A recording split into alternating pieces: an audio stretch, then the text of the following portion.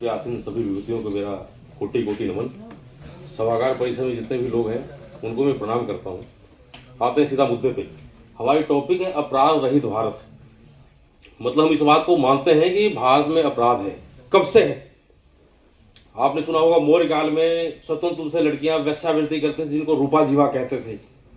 अलाउद्दीन खिलजी के टाइम पे बाजार नियंत्रण पॉलिसी लाई गई थी, मतलब उस टाइम भी बेईमानी थी। लोग नाप तोल में बेईमानी करते थे। ये अपराध, हम अपराध की समस्या पे तो जा रहे हैं, बार बार समाधान पे जा रहे हैं, लेकिन अपराध की वजह क्या है? What are the root causes of crime? We are suppose to ponder over it. Hindustan कहीं पे भी जो आबादी होती है ना, आबादी, उसके अलावा जो सोशियो इकोनॉमिक फैक्टर है, वो बड़ा ही एक मेन पॉइंट है, फैक्टर है किसी अपराध को जो है किस लेवल तक जा सकती है चीज़ें। दिल्ली में किस तरह के क्राइम है? आपको स्नैचिंग का क्राइम है, रॉबरी का क्राइम है। कौन से लोग हैं क्राइम करने वाले? ऐसे भी लोग हैं कि जिनकी 3 साल की बच्ची है, वो क्राइम में इन्वॉल्व है। उसको उस बच्ची की परवाह नहीं, वो सोसाइटी को कुछ भी नहीं देता। उसे 2 मिनट भी गुरेज नहीं होता है कि किसी के पाँव तोड़ के उससे कुछ भी छीन लिया जाए। उसमें कुछ भी झिझक नाम की चीज़ नहीं है। What is happening? He has no contribution for the society. मूल वजह क्या है? यदि रेप के केसेज हैं तो क्यों है? किसी की हताशा है, किसी की मानसिक कुंठा है, किसी की विकृति है, क्यों है वजह?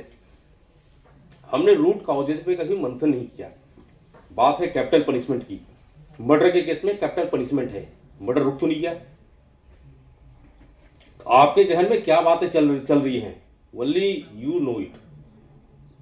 किसी को नहीं पता, even police, they don't have any magic stick that they know that this is going to happen.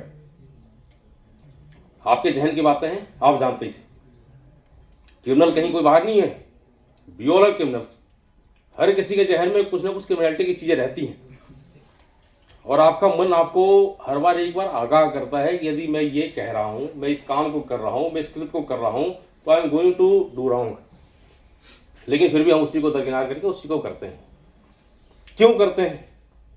नई जनरेशन जो क्राइम इन्वॉल्व होती है, उसकी वजह क्या है? To get easy and quick money. जल्दी पैसे चाहिए। पहले कोई जॉब में आता था, रिटायरमेंट के बाद उसको पैसे मिलते थे, फिर वो घर बनाता था। अब आज की डेट में सपना है कि सबसे पहले जॉब में आते ही अच्छा घर बन जाए, अच्छी गाड़ी मिल जाए। क्या क्या फैक्टर्स है? हमने 20 लाख रुपए MBA में खर्च कर दिए, MBA की डिग्री लेने के लिए। उसके बाद आपको मार्केट में जॉब नहीं है, आपको 20,000 की जॉब के लिए जूझना पड़ रहा है। तो कहीं ना कहीं आप किसी न किसी गलत ट्रैक पे जाते। कोई कॉल सेंटर में जॉब करने के लिए लग जाता, उसको पता है कि हाँ जितनी कॉलिंग हो रही है फर्जी हो रही है। कोई इंश्योरेंस के नाम पे ठगिंग कर रहा है, कोई चीप लोन के नाम पे ठगिंग कर रहा है। और सबसे आसान है आजकल साइबर क्राइम। लोग घर में बैठे हैं, fishing, morphing, hacking, spoofing, data theft, identity theft.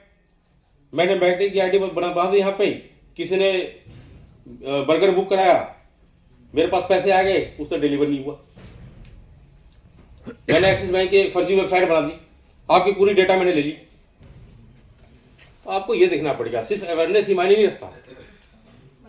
हम अपने आप को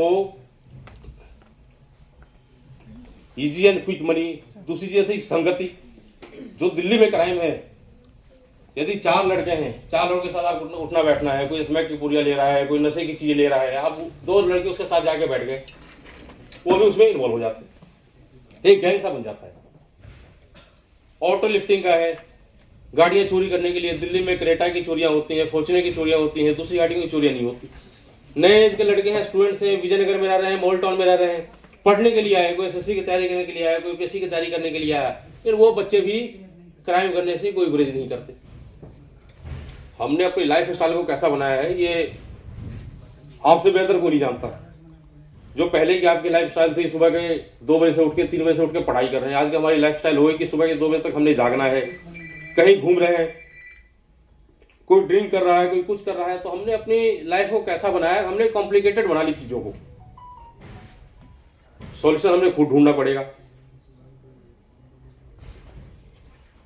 India is the first nation to implement family planning. It was started in 1951। 1951 में देश में परिवार नियोजन की शुरुआत हुई थी। आबादी बेतहाशा 150 करोड़ हो गई। जहाँ पे 150 करोड़ की आबादी होगी तो किसी भी चीज़ को एग्जीक्यूट करना इतना आसान नहीं होता। दुबई छोटा सा कंट्री है, यूएस छोटा सा कंट्री है, सिंगापुर की पुलिस है, उनके पास एक केस है तो दूसरा केस उनको तब तक नहीं मिलेगा जब तक कोई केस सोल्व नहीं हो जाए। ये हमारे यहाँ क्या है, जितने थाने हैं हर थाने में आईओ ओवरबर्डन है, किसी के पास 190 फाइल, किसी के पास 200 फाइल, उसे फुर्सत नहीं है, उसे पता नहीं कि इस केस में क्या कंप्लेंट है। तो बढ़ती हुई आबादी, बेतहाशा आबादी सबसे बड़ा फैक्टर। दूसरी चीजें, जो सामाजिक आर्थिक आधार पे सोसाइटी में गैप क्रिएट हो गया है, ये सबसे अहम फैक्टर। तीसरी चीजें क्या है, आध्यात्मिक दृष्टिकोण से आए हैं तो काम, ईर्ष्या, लोभ, ये हर किसी के अंदर एक जैसा है। यदि एक नौकर किसी सेठ के यहाँ काम कर रहा, 500 करोड़ की संपत्ति है उसकी, वो घर में सब कुछ देख रहा है, उसके जन में वही फीलिंग है कि भाई मुझको भी ये चीजें मिलनी चाहिए। कई बार ऐसा होता है कि घर में कोई नहीं है, उसकी बिटिया है, उसको हाथ पांव बांधा, सारा सामान निकाल कर ले गए, 20 साल से काम कर रहा था, बंदा लेकर चला गया। क्योंकि कुछ चीजें वैसी है ना कि जो हर किसी में एक जैसा है, चाहे कोई अमीर हो चाहे कोई गरीब हो, कोई भेदभाव नहीं।